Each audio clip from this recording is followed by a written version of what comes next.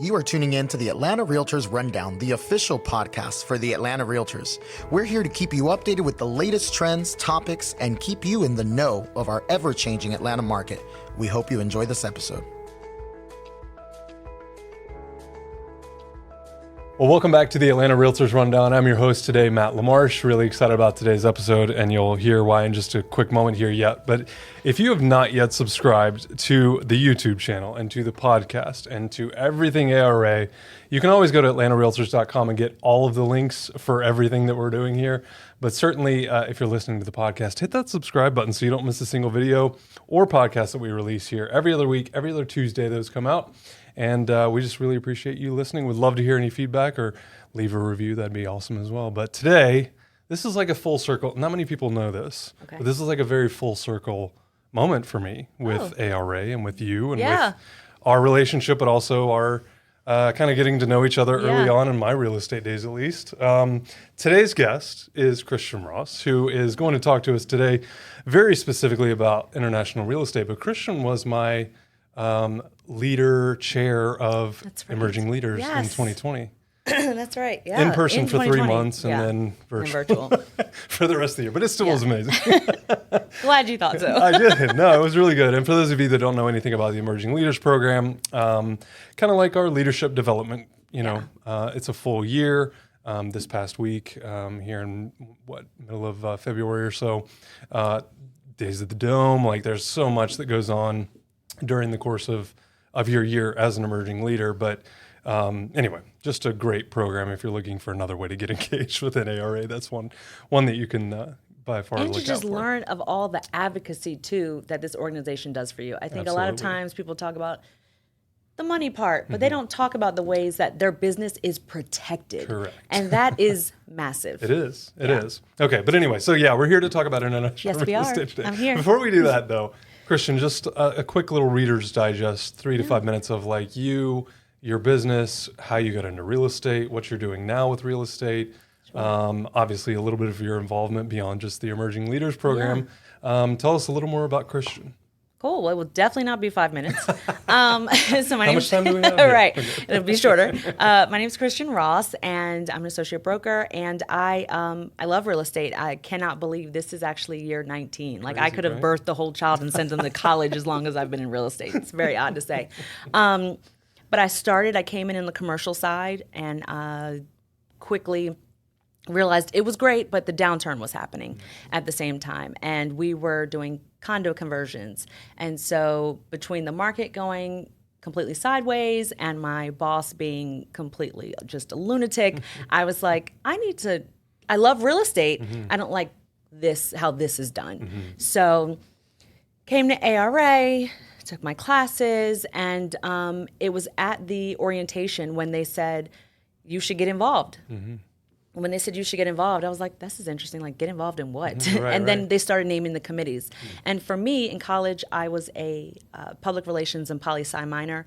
I've always loved politics. Even now, with all of the mess, I still engage and am engaged. And so I joined Government Affairs Committee because I realized, now I'm really in real estate. Let me see how I can make a difference in the government side and in the policy side. So served there, but also worked as an agent, then got my broker's license, and the day I was in the parking lot, I got a call.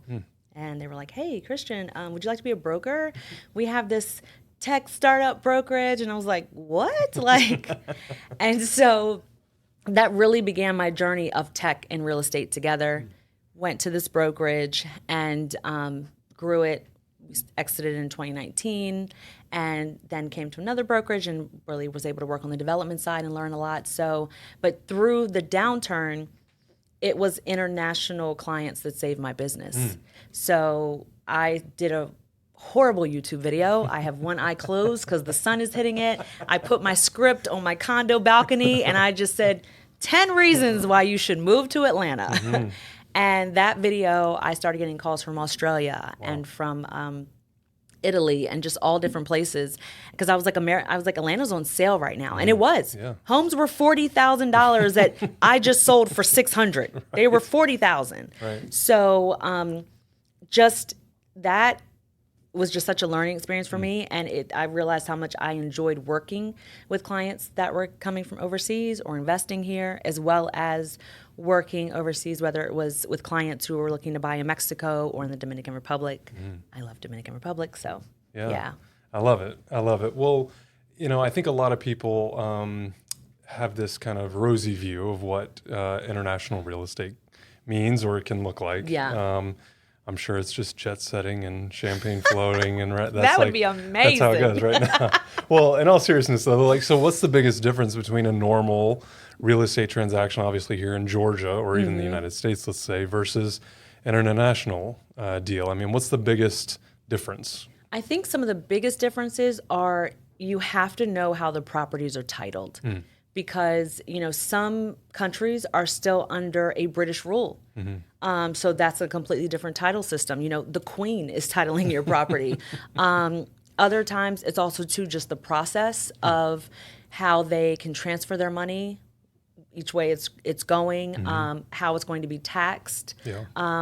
There's just so many things that you need to make sure attorneys are involved in, because that is not my expertise. My expertise is to negotiate a great deal for them, not to handle those particular details of conversion. Yeah, you stay in your lane, and you got the professionals over here. Yeah. Right here. Yeah. No, I love that. Well, what's the biggest similarity? I mean, obviously title and deed, and there's a lot of different. I mean, even just real estate in general. I think about Europe, very different. Very just different. The way it's done. Yeah. Forget the actual transaction. Just employees and salaried and this and that. I mean, it's wild how different. When I talk to agents from Europe, especially, it's just nuts. But what's the biggest similarity? I think the biggest similarity is really just the agent/advisor relationship with the client. I think that's the biggest similarity, because at the end of the day, someone wants you to really look out for them, to really have a fiduciary duty, and to really understand what you're doing. And that's the biggest thing too. If for some reason, like when I sold things in Dominican Republic, if I didn't know something, I had agents there that I work with or attorneys there that I'm like, hey, this has come up. How do I navigate? Yeah. I'm not going to go into a situation blind that could hurt my client. For sure. Yeah. For sure. Yeah, that's a really good point, because you thought dealing with Fulton County or DeKalb County or Cobb County was feels rough. foreign Now you got to go deal with the Queen on your other real estate transaction. It's a piece of cake. Yeah, no problem at Fulton County. It sounds like an easy transaction. Well, so talk us a little bit through the process, because I think the way that we try to position this is obviously for the realtor benefit, right? Yeah. That people are interested in international real estate. They want to take the next steps. They're looking at podcasts and experts that have done it before at a high level. So kind of walk us through the process on that, but also for the consumer side of things. If a consumer's listening to this and they're like, that sounds amazing, I would love to have a place in Dominican Republic or Costa Rica or wherever, kind of walk us through the process. How is it the same? How is it different in terms of just the transaction itself? So I would say first, if you are a real estate professional, focus in on one country. Focus. Good advice. You have to be focused. You can't think, oh, I'm going to do Germany and I'm going to do this. Like Germany, well, their closings are called closing ceremonies, and they're a completely different animal how they do things. The way they have their what do you call those? Floor plans and things that they offer. So I think focus on an area and also form a relationship with an agent in that area. So form that relationship, and also to start following their news, because a lot of times, just like we hear policy changes that are happening here, that's what happens there. So you would never want to have your client under contract, and there's been this bill that's been sitting there that suddenly gets passed while you're under contract, and it impacts your client. For sure. To the detriment. For sure, yeah. So I think that's definitely one thing. Find your focus, find an agent that you're interested in to talk with, and then talk with them and really ask them questions. Ask them questions about how things are done. Ask them questions, make sure you know what the licensing is. Sometimes it's not a real estate license, it's a business license. So like in the Dominican Republic, it's a business license. So make sure you have your licensing in place.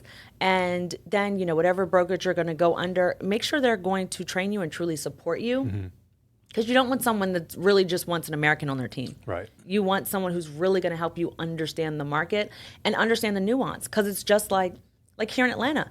If you're in Fayetteville, if you're in Sandy Springs, if you're in Cumming, those are all different areas. So even though we're talking about a whole country, that focus then extends to an area within that country. What is that area? So for me, I was originally looking at like the north shore of Dominican Republic, and so that was Santiago, not so much, but really Puerto Plata. And then I realized the flights don't go there as often from Atlanta. Yeah. Punta Cana, they're every day, all day, and from New York. So, and like those flights in the north section, they're really, that's when it's the holidays, when it's Easter, when it's Christmas, that's when you see more flights. So would I have an opportunity to really go down there and work with clients as much when there's not as many flights? Yeah. No. Yeah. And two, that's not where really the visitors are coming from. Now, there too, there's kite surf. They're like kite surfing capital of the world in Cabarete. And so, you know, if you want to deal with that contingent, then great, you've got your base. Right. It's not my base. So I think the biggest thing is to focus, and I would say set aside a year. Like, don't think you can just come in here hot and heavy. Like, you need to think of this as a year plan that you're creating your strategy to get to know the market, get to know people in the market, get to know the vendors. What does the inspection process look like? What does the contracts look like? Like, if the contracts are all in Spanish, you need to make sure that you have an interpreter to translate them for you. Right. Or if they're in German, like, you need to make sure you have these things. So really setting aside that. And as a consumer, making sure you understand first how you can finance, because so many places they're saying cash, but you could do a HELOC on your home, or you could do a private loan. So understand how before you even start dreaming. Understand what the financing looks like of where. And a lot of owner financing takes place. Well, and I feel like TV shows alone have really exploded. And obviously, I mean, like 4 years ago, right, the pandemic, not only were people moving across state lines, but they were moving from country to country, or For sure. splitting time, or, I mean, it created a whole different environment for this. So I think that's such great advice, not just for the agent side of things, but for the consumer, because you're right, things are wildly different, just state to state. I think about the United States. It is state to state. I mean, if you think about even during COVID, Georgia was open. We were working. Right. But if you were in Pennsylvania, you were losing your livelihood in 2020 because you could not show a home. Right. So, yeah, it's very different. It is. Well, talk to us a little bit about, I mean, you mentioned the video earlier, which I love, by the way. Your first video, if I ever follow you on YouTube, I'm going to go back to the first video. Please because don't. That's where Please, I beg of you, do to not. me, that's like where the real work was happening, because you never know what you're going to stumble upon. But please do not go look at my first YouTube videos. They're horrific. But talk to us a little bit about lead generation. So, you know, you mentioned the video earlier. Yeah. What are you doing now? I mean, it's been a couple of years, obviously. So I got to imagine this has kind of evolved and changed a little bit, and potentially grown as well. So talk to us a little bit about, how do you promote this? How do you put that out in front of clients that are thinking about moving internationally, and whether they're here already and thinking about buying a second home or vacation home, or even potentially moving their entire life, versus being somewhere else and moving here? Yeah, it's still, I feel like, just letting people know what I do. Like, yes, I sell real estate, but also too, I can help you here. Yeah. And sometimes that will be me just by myself helping them, and sometimes that'll be me partnering with the agent. So it could look different ways. But it's really letting them know, and then also too, staying in touch with the agent communities that I'm already in, staying in touch with my clients that are here, going on podcasts to share what we're doing, and helping people understand that there's just so much nuance. It's not go to Mexico, find a house, and it does not happen in a half an hour. So understanding it's a process. And I think too, with the lead generation part as well, it's also my clients who are overseas have referred other clients. So like my clients in Australia have referred other clients in Australia. So here we have a 401k. There, I think it's called a super fund. So when they call, it's even the language that they use. They're like, I want to use my super fund. I'm like, what's a super fund? You know, I'm like Googling while I'm on the phone. So it's definitely messaging with my clients too, to let them know. And then a lot of times the ones that are, like right now, I've helped clients in over 26 countries here. So it's really them understanding they have a trusted partner who definitely understands here, but if they're looking somewhere else, I'm going to take that same care with them. Yeah, I love that. Talk to us a little bit about, I don't want to say the highs and the lows, but talk to us about what's gone really, really well within international real estate for you? And then maybe some of the things that you didn't, I mean, you mentioned Australian retirement accounts as an example. Like, I've got to believe that there's been some good and some bad in terms of your experience with this. But what should, if you were to sit down right now with someone that's thinking about really diving into this, like head first, what's the good side of things, and then maybe the unknown or the bad? Because I feel like I follow a lot of international real estate agents, and all I see is the good, the closing, right, and the champagne, and the private jet, and the helicopter tour, I haven't and everything been on a else. private Like, jet yet. well, Hold on, I know. step my game just up the over ones here. I'm following. So, but talk to us a little bit about like maybe a success you've had with it. Even. Yeah. Well, I definitely think challenging and bad side is taxes. Yeah. Like taxes can just mess everything up, or not necessarily how we're thinking about taxes, but whatever taxation there is on a transaction. Sure. And there's just certain things that unfortunately the people that you're working with in a market, they may not know about, just because it's such a common practice that it's not odd to them. Right. It's like, that's what we do in business. But that's 10%. What do you mean? That can radically change things. Exactly. Yeah. So I think just like, again, that focus and having your team is so important, because I've definitely got burnt on taxes. And taxes here on this side too with international clients, because people don't realize that there is a fee when you sell if you are an international seller. So you have to make sure you know about that line item, or your seller will be irate. And that can always change too. So keeping along with what that is and those all the legal part. On the good side, it's definitely been really learning, having relationships, and just getting immersed in cultures. I love that. I love learning. I've been that kid, that was like, had my Nat Geo, and I'm like, I want to go here, and watching Carmen Sandiego, which now there's a new one on Netflix, and I'm sold. Oh, really? Yes, look that up. It's good. But it's just one of those things where I think the good has really been the relationships and just the knowledge that I've learned, and the credible people and food I've been blessed to eat too. Well, and it sounds like the referrals that have come from And it the as well, referrals. right? Which Yes, never the hurt. referrals are great. Awesome. Well, so just kind of trying to think about this in terms of, let's say we all know that, like, I was here in '96. The Olympics came. A lot of people came to Atlanta for the Olympics and then stayed. Yeah.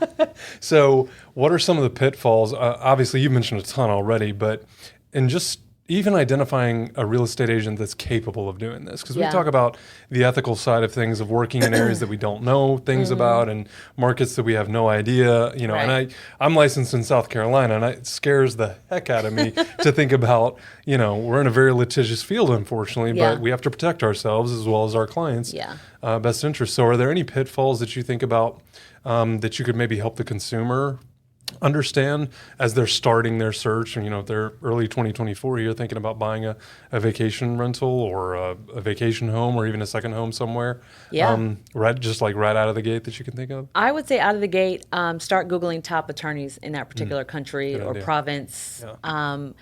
Google that, see what their reviews are, see if they have YouTube, you can watch videos of them, see what their ratings are, whatever the rating system is in that particular country or place. Because either way, they can refer you to an agent, or they can say, oh, we'll work with your agent, but you want to make sure legally you understand everything. And that's what's most important first. And if you're like me, even here in Atlanta real estate, you just assume no one knows anything. If we start there, you have to. Then you're and then we golden. go up. Then all there is learning after that. Well, talk to us a little bit about. I know there's a lot of accreditations and a lot of organizations that support international real estate and international real estate agents. So talk to us a little bit about your experience with those organizations, and if there's again another place that maybe some of these agents would consider joining. Yeah, I think CIPS is a great designation, especially, and the instructor who I had passed away a few years ago. He was phenomenal. He did it for probably 15 years, just teaching about international real estate and being all over the world. And so I was able to learn from him in Costa Rica, which was amazing. And I was in a community, it's Las Catalinas, and this community is amazing because of the fact that First of all, it's from the Earthlink founder, here in Atlanta. No kidding. And way before COVID, this is like 5 years before COVID, he created this community. And it was for expats to come and with their kids. So they had a school, like the international school was filled because so many people were coming down. Wow. Beautiful real estate, oceans right there. It was just, I actually forgot your question. It was so good. I went back in my mind. You said what? CIPS. So the CIPS designation is a great designation. I went through all of these different classes. But then the great thing was I had a chance to be with real estate professionals that were from Costa Rica.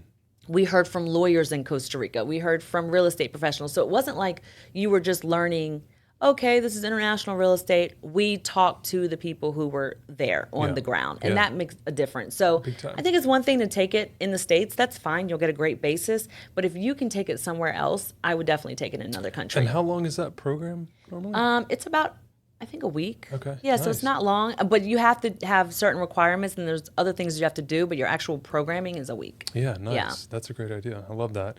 Any other organizations or designations or any other, I mean, it could be a Facebook group even that you've connected into that you're like, this is a super valuable resource for someone that's doing business in like 26 different countries? I know. I can't think of any offhand. Yeah.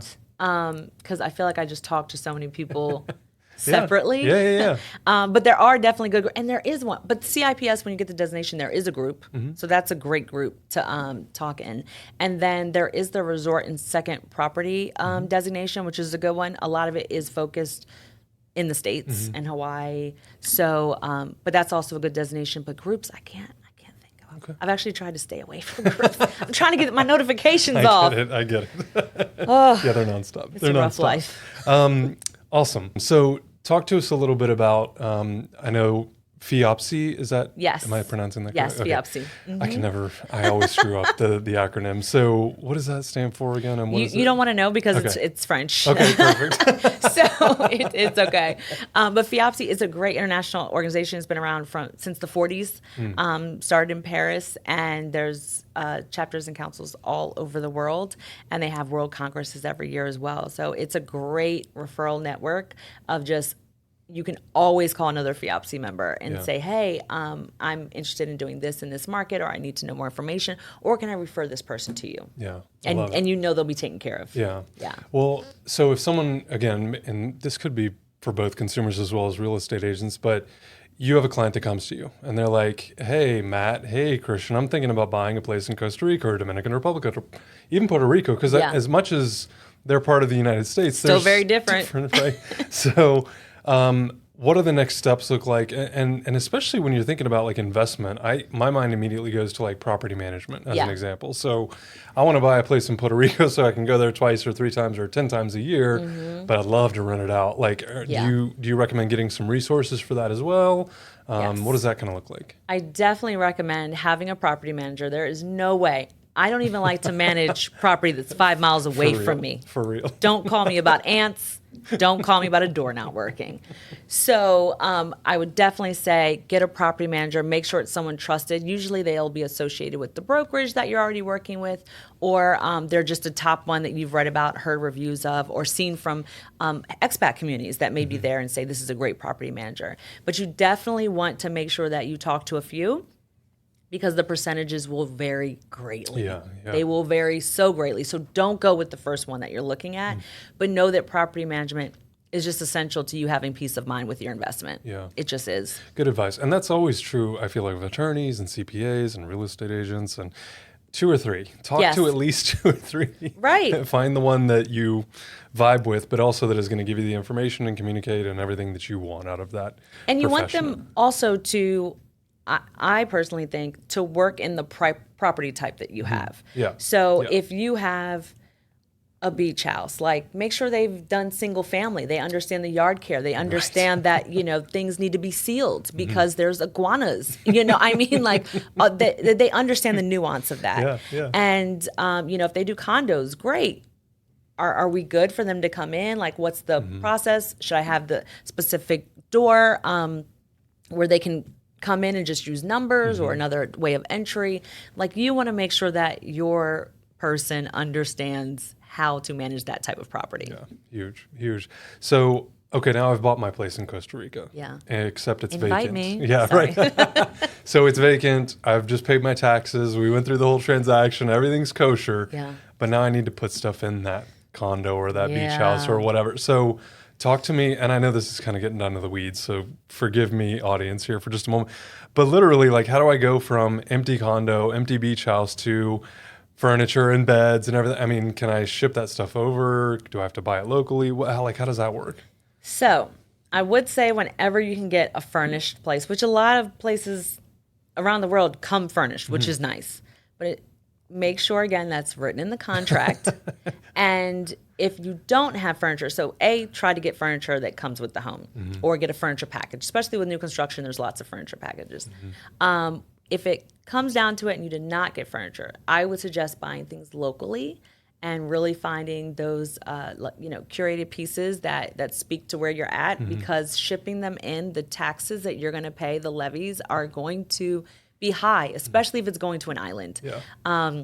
I mean, Oreos are $9. You know what I mean? So what do you think your sofa's going to be? That sofa's going to be a little, little pricey. Yeah, exactly. So I would definitely say if you can find somewhere, and a lot of times, even if for some reason you bought a resale, they didn't have any furniture, go look at the new construction places and find out where they're buying their furniture packages from. Obviously, they're a trusted source. Go with them. Yeah. I love it. Awesome. Well, kind of in closing here, I love all the different ways that we went, because I feel like you're such a wealth of knowledge in terms of the process and how it all works. But I think that a lot of people just see the shiny, bright side of things and go, it looks great enough. And I'm sure it's just like selling it in Atlanta, Georgia. It's got to be a piece of cake. Oh, that's actually a very important piece. Yeah. When it comes to selling, you have to think of a 3-year plan with selling, because a lot of international markets are not like the U.S. markets where things turn over in 30 days, 45 days, 60 days. Okay. So you need to have a plan, especially as a bunch of new construction is being built. You need to have a plan that you're probably going to have it for at least 3 years, or that it may be listed for more than a year. Yeah, good advice. Yeah. Good advice. Well, kind of in closing here, any other resources, YouTube channels, books, podcasts, anything else, any website that you would recommend if especially the consumer wants to kind of continue? We've kind of given them their marching orders, but I'm thinking more specifically for the realtor members here. What do the next steps look like? I mean, you talked about lead generation and stuff, but I'm imagining someone's getting kind of fired up by this conversation going, this sounds amazing, and I would love to go to Costa Rica for a week to learn how to sell international real estate. But what next steps for them? What can they do in their next steps? I would definitely say look at the Certified International Property Specialist designation. Look at that designation, see where it's going to be held at, look who the instructors are, and also, too, look at who the designees are. And it is a membership, so some people may not have it current for that date, but look at past or present folks who have that designation. Also, too, I would definitely go to the FIABC site. I want to say it's FIABCI.org, but either way, the initials are FIB. I just messed that up. FIABC, FIABCI. Put in that, just a few letters with F and I and B and international real estate, it'll pop up. Got it. Any other podcasts or books or any other research that you've done just in your journey? I'm really I'm Dora the Explorer. That's me in grown people form.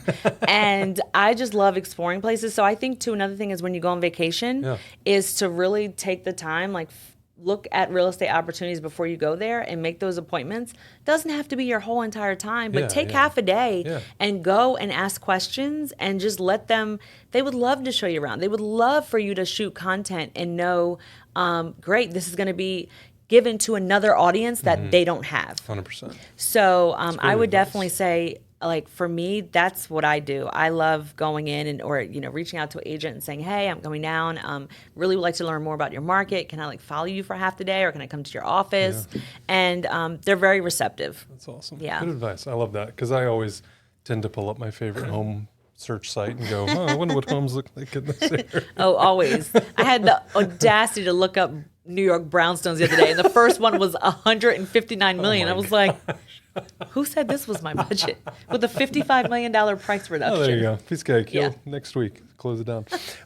Well, Christian, thank you so much for your time today. Thanks really for having appreciate me. your contribution here, not just to the association, but certainly for today and all your wisdom. If someone's looking to engage with you, what's a good place for them to find you? Yeah, so I am on Instagram at Christian is happy.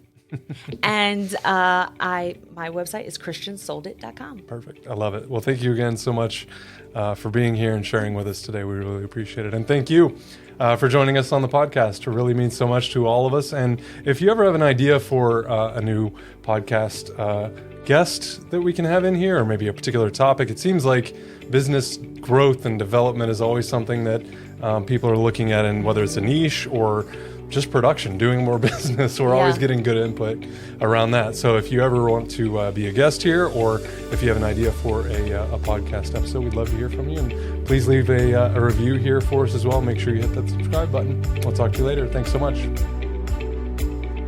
Thank you for tuning in to the Atlanta Realtors Rundown.